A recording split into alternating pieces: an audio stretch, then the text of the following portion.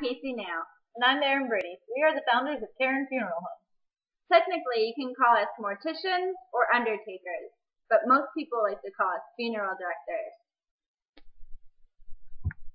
Karen Funeral Services will meet with your family. This initial meeting generally occurs in person, though circumstances could require a phone conversation. I will need information on the deceased to present to state authorities for the death certificate. The other major function of the meeting with the family members is to plan everything from the visitation to the closing activities at the cemetery. Based on the responses from your family, I will know if a music sound system is needed and just how large of a crowd to expect at the wake and the funeral service. It is our duty to transport the deceased from the hospital or other location of death to the funeral home. The funeral home will handle the embalming of the deceased if the funeral is not held within at least 2 days of the death. If the deceased's favorite outfit is a size too small or a size too big, bring it to us anyway. Part of our job is making the clothes lie perfectly. The funeral home also takes care of the cremation, if that is requested by the family.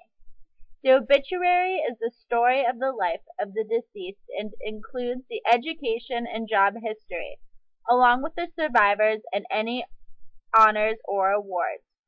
The obituary is published in the newspaper in town and is a paid item, like other types of advertising. Online obituaries can be placed on the websites of the funeral home and the newspaper. Mourners can get dates and times about the funeral in the obituary. Karen Funeral Homes offers several burial options.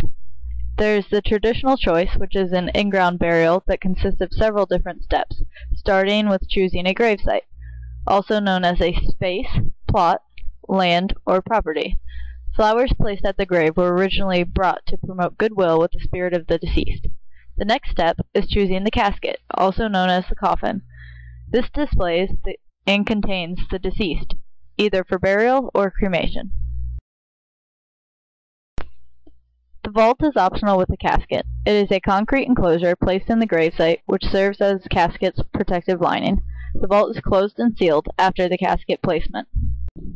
The last step to this traditional choice is the memorial, also known as the tombstone. It is a tribute installed at the gravesite which honors and celebrates a life worth remembering. Memorials can be flat bronze markers or upright concrete monuments, which can all be customized however you would like them to be. A second option is the community mausoleum, which is an above-ground building that memorializes many people. You select where you would like the crypt placed, and whether you want a single or companion crypt, which holds 2. Community mausoleums enable frequent visits in any type of weather. A third option is a lawn crypt. The lawn crypt holds 2 and is very similar to the traditional in-ground burial. Yet the lawn crypt offers a key benefit that above-ground burials do not. The space remains clean and dry. We'll install a water drainage system directly below the vault area, giving you added protection from nature's elements. Sometimes embalming is required, such as in the case of the body being transferred by a train or plane from one country or state to another. Also, if for some reason there is more than a week's time between the death and the cremation or burial, embalming is required.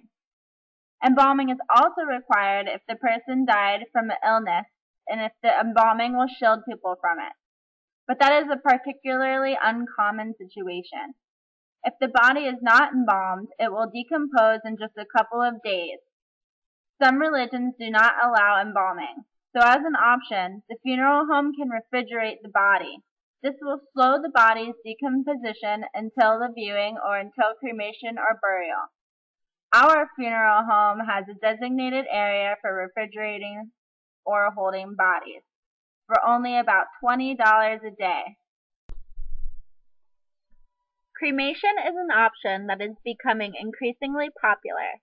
Some prefer it due to its lower cost, some for religious reasons, and others because of their views about land use or environmental concerns. Still, many people know little about the cremation process itself and what they should do with the cremated remains, commonly called ashes. Cremation is simply one method of preparing human remains for burial or interment. Throughout the cremation process, the human remains are handled with respect and dignity. We remove pacemakers because the batteries damage our crematories. You may witness the placing of the casket or container in the cremation chamber. You may even start the cremation process itself. Just inform care and funeral homes of your wishes in advance, so that a mutually convenient time can be arranged. Sure, you can store ashes in an urn or scatter them somewhere special, but nowadays you can also have them crushed into a real diamond, integrated into an underwater coral reef, or blasted into space. The limit is set only by your imagination. Although many people don't like talking about death, it is a very important topic to discuss with those that are closest to you. By sharing your wishes now, you will relieve the burden associated with trying to make the right decision on how arrangements should be made. This insight will give peace of mind to those that are closest to you, especially in event of fatal accident, illness, or injury. Pre-planning gives you the opportunity to personalize your funeral and make it a tribute to the life you lived. It's a great way to get your loved ones involved and can make a difficult experience a more positive one.